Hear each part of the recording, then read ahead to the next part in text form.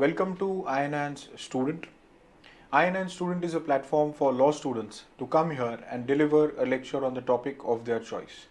Today we have with us law student Chinmay Ashok Patil. He is going to speak on the Narcotics, Drugs and Psychotropic Substances Act 1985. He is from KES Shri Jayantilal H Patel College of Law. So without wasting further time, I would request him to commence with the lecture. Thank you. As told by Advocate Nikhil Dixit, the topic is the NDPS Act.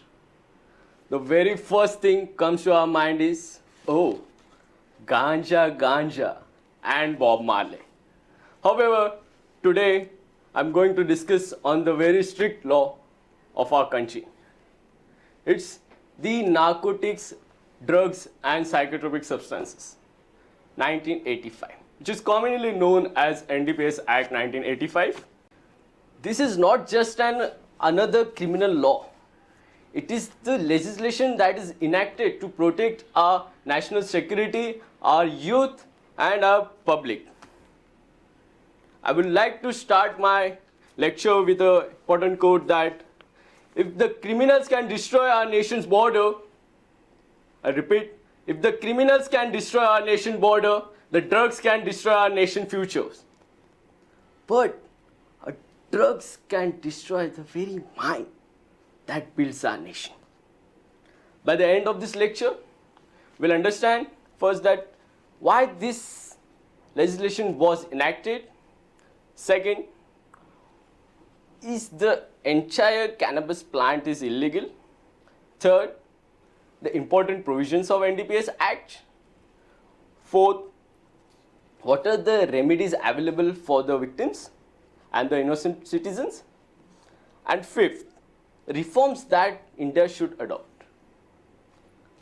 Let's begin. To understand why this law is so strict, let us first understand why this act was enacted. Before 1985, India had laws that dealing with psychotropic substances. But during 1970s and early 1980s, international drug trafficking increased rapidly. The drug cartels started across the countries and directly were harming our youth. Later on, India also became a part of international convention that required a strict control over the narcotic drugs and psychotropic substances. Very important thing that I want to share with you all, that India sits between two major drug producing routes. The very first is Golden Triangle. From Thailand, Myanmar and Laos, via Myanmar, these drugs enters India's borders and directly affects the northeast of India. And second is Golden Crescent. The Golden Crescent is a route from Pakistan, Afghanistan and Iran. Via Pakistan, this enters the boundaries of Punjab, and not only in 1985, still it's entering into our borders. And recently we have seen also the Udta Punjab were released to show that how the drug abuse crisis were there in Punjab and still are there. And this is the worst strategy that Pakistan have ever applied to manipulate our youth's brain. So therefore, the Parliament enacted this act, that is NDPS Act 1985. The objective behind this was to prevent drug abuse, to prevent the illegal trafficking, and to regulate national drugs, narcotic drugs for medical and psychotropic substances. And to, very important, to protect our public health. So remember, this act is not against any medicine. This act is against illegal possession, consumption and trafficking and abuse. Now that we all know that why this law exists, let us move towards the very important and mostly misunderstood topic of the act. It is cannabis plant. Is the entire cannabis plant is illegal? Let's understand. Many people think if any part of a cannabis plant if is found, it's illegal. But it is not correct legally. Let us understand why. So we'll see section 2, subsection, subclause A, the definition of cannabis plant. The very first, they mentioned the charas, the very toxic and even than ganja is made by rubbing the hands, is made with dried flowers. It is separated resins, sticky substances of the plants which we can see in the branches that are obtained from the cannabis plant. Secondly, the subclause B of the same section, the ganja, so known as weed and cannabis. The law specifically says under this section, subclause B, that only the flowering and fruiting tops of the cannabis plants are considered ganja. They have clearly stated that the leaves, seeds, when they are not accompanied by the flowering, fruiting and tops, they are excluded from this definition. This is the most biggest misconception among the public which we have seen. Also, I will quote the ABCD 2018 Cannabis Price Index report that Delhi is the world's third largest consumer of the cannabis. This is so shameful for our country that our youth is getting addicted to these nonsense things. Newly in market, we have newly the market is seeing the hydroponic ganja, which is same, but its way of farming is little different. Let us understand. The hydroponic was grown in an agriculture type where we don't use soil, the soilless farming basically, and the nutrients flow through the water to the plant. Herein, I compared the ganja with the hydroponic ganja. So the conclusion came was the hydrophobic ganja is 6 times toxier than the ganja. Let us understand why. The hydroponic ganja of 1 kg contained roughly 250 grams of pure TMC. What is TMC? I'll tell you. TMC is tetrahydrocannabinol that binds to the CB1 receptor. Receptor means the major cell of our brain that gives a command for moods and this all things. In the brain, that majorly affects our brain's memory, altering moods and coordination. Let's get back to the point that hydrophobic ganja contains 250 grams of TMC and a ganja of 1 kg contains 40 grams of TMC, which we can clearly see that is 6 times toxier than the ganja. We have understood the definitions, what falls under this. But the genuine question in the citizen's mind will be, ganja is illegal, charas is illegal, hydroponic ganja is illegal. Why bhang is still legal in our countries? Let us understand why. We have seen generally in movies and on holies, people drink bhangs and all. The bhang, which is also made from the cannabis plant. But why it's legal? Let's understand.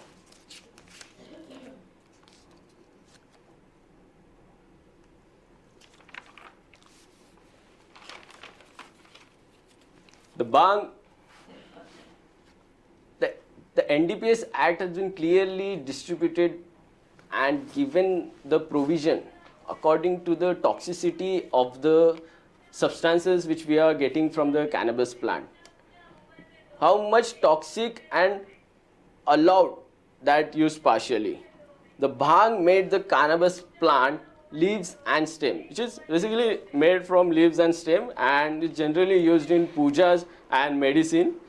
That's why this is legal in our country, but it's under the name of bhang. People are getting addicted to the weed and cannabis, which is directly affecting our youth and our citizens. We understood why and how the NDPS Act have smartly differentiated between the definitions, and we have seen clearly why it's important also. Now let us move towards the very heart of the NDPS Act. That is an important legal provision that every citizen should know. The Section 8 of the NDPS Act, which is also known as the backbone of this Act.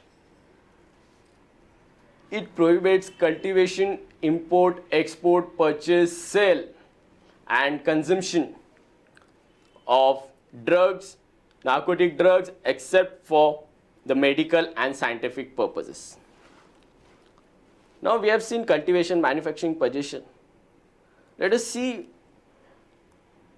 what are the punishment for if a ganja found in our possession of something.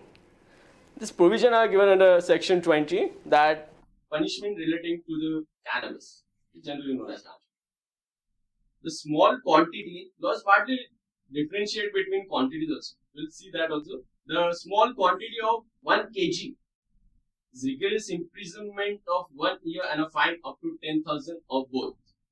Second, the intermediate quantity, which doesn't fall in the small nor in the huge one, so it is given a separate parameter, that is, it is called as intermediate quantity, which falls between 1 to 20 kgs. If cannabis is found, the rigorous imprisonment up to 10 years and fine up to 1 lakh may be extended to the 2 lakhs. And this intermediate quantity matters are generally sent to the Bombay sessions, in our jurisdiction especially. Now let us move to the quantity that is generally used by smugglers. Smuggle the cannabis, the commercial quantity. Here in 20 kg or above is known as commercial, and it falls under this. And for this, the punishment is rigorous, not less than 10 years imprisonment, and fine up to 1 lakh may be extended to 2 lakhs. We understood that the punishment of the possession of cannabis. Let us understand what are the punishments for the consumption of the cannabis. So just we have seen that Section 20 punishments relating to cannabis if found in our possession. Let us move to the very important. Is there any punishment for consumption? Yes, there is a punishment. Section 27, punishments for the consumption. Penalty for consumption is rigorous imprisonment up to 6 months to 2 years, and or a fine up to 20,000 or both. Let us move toward the next section, which is the most misunderstood topic of this act, that the bail is generally granted. But here in some legal precedent we have, therein the judges have told that it's not. Let's understand about which section I'm talking. It's Section 27 that makes bail extremely difficult where the commercial quantity is involved. Herein they have particularly told the commercial quantity. Let us see why there is a strict bail hurdle in this section. The most misconception among the peddlers and the smugglers are that if under NDPS Act or small or intermediate or the commercial, will get a bail easily. But in 2020, Bombay High Court clarified in the case of Riya Chaturvedi versus Union of India that all offences under NDPS Act are non-bailable. It was the leniency of the courts that they were granting the bail. We have 2-3 big shot personality lies. First, Bollywood king like Shah Rukh Khan's son was suffered for the bail. Many weeks he was behind the bars. Second was the biggest name, the Riya Chaturvedi. She was also was struggling for the bail. This shows, and this is evident to the bail, that the bail under the NDPS Act is so difficult. This was some evidences that shows us why this act is so strict. Let us move toward the next part of the lecture, that is, every strict law must also protect the innocent citizen. This brings us to one of the most important safeguards under this act, the Section 50, which is generally been misused by police officer, and this section was especially made to protect the innocence of the innocent citizens. Let's see what the section 50 tells. The section 50 of NDPS Act gives a person the right to ask for a search in front of gazetted officer or the magistrate. Generally, this is the duty and the practices that the police officer should follow, but generally we have seen, and there are many evidence that shows that this is generally being mentioned on the FIR reports, not being generally practices, which is the duty of the police officers. Let us understand what are the rights for the person search is given under this section. The key rules, the first right is the right to choose. The officer must ask if the person wants to search before a gazetted officer or a magistrate. Second, and very important, the strict compliance. Courts clearly says you must follow strictly. This provision should be followed strictly. If police fail to do so, this case of conviction can get thrown out. And the very important, personal search only rules applies to the person's body. It does not apply to the bags or the boxes or the vehicle they carry. Section 50 provides a procedure for the protection of the person search of an accused. Let us see how it is misused by the police officers. While working with my senior, we came across one NDPS matter wherein we recently got the bail in this matter from the Honorable Bombay High Court, and the matter is still in the proceedings. Let us see what happened in this case, how the police have trapped the innocent by giving false, exaggerated FIRs and all. Our client Naresh was a 22 years old poor boy who used to work in a small hotel of an Andheri East, wherein his superior Rakesh, one day he told him to get this bag and stand near Seven Hills Hospital. There you will get one boy and he will collect this bag from you. The moment he went there, the police were there only, and police went and took him into their custody and arrested him. And they told him that you have MDMA, the methane dioxide methamphetamine, which is a toxic drug. So approximately 2.5 gram powder was found in his possession. He was unaware about what is inside the bag and all. Despite of telling the police officers that, officer, this bag is given by my superior Rakesh, this doesn't belong to me. He have even given their phone numbers, contact number, address, everything. But herein, the lazy police officer never took and even didn't make the Rakesh the party to the suit and not even mentioned his name in the FIR. This, and straightforwardly we can see the FIR, they have mentioned that it's an exaggerated FIR with a false all accusations. Very first of all, you remember that I told he was arrested from the Seven Hills, but the police mentioned that he was arrested from Powai Lake, the very first ground. Second thing, they mentioned that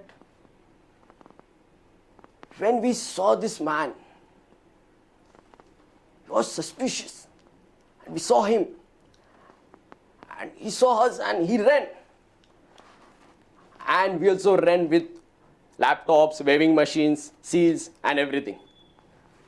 And we went and we snatched him and we took him to our custody. And the heroic FIR they have drafted was very funny that they have drafted the police officer ran in the heavy rain and still he managed to catch him with the waving machines and laptops and seal. This is really difficult, but I don't know. Police is so much nowadays, so particular and this thing. So this directly indicates how the police misuse their power and trap the innocent. Every accused deserved a fair trial and a fair investigation. Let us move toward the next part, which is very important and also connected to this. When an innocent citizen has been trapped under the false accusation, what the remedies law have for him? Well, first of all, he can apply for the bail. Second, he can provide an evidences of innocence as countering an investigation agency story. Third, you can seek discharge or acquittal if the prosecution fails to prove guilt beyond reasonable doubt. Sixth, the approach High Court through appropriate legal remedies. Finally, we are at the end of this session. That let us discuss about what are the reforms that India should adopt to fight with these drugs and psychotropic substances. Reforms should be, first, to strengthen the rehabilitation. Second, increase the awareness in schools and colleges. Recently, we have seen that our government have put some efforts by introducing the Nasha Mukti Abhiyan, and they are spreading enough awareness in schools and colleges, which is directly connected to the topic and should be increased more. The third is improve the forensic laboratories. And fourth, the very important, the use of body cameras during the search operation should be done strictly mandatory for the police officer, so that these innocent people in the future can get trapped. Justice is achieved only when the guilt are punished and the innocents are protected. My friends, the NDPS Act is not merely a criminal statute. It is the law enacted to save lives. To every young person listening to this, never accept drugs out of curiosity, never accept drugs out of the peer and pressure, never become a carrier for the easy money. One wrong decision can destroy your career, your future, and your family. Remember, the easiest way to stay out of the NDPS Act is to stay out of the drugs. The greatest victory against the drugs is not measured by the number of arrests, but by the number of lives we save from addiction. Thank you for listening.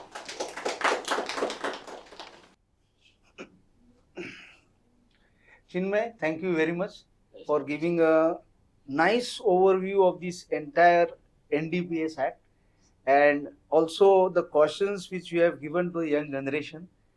I hope the people will take that very seriously because this is a very dangerous thing to happen in our society. Thank you very much. A small token from Hammurabi to you.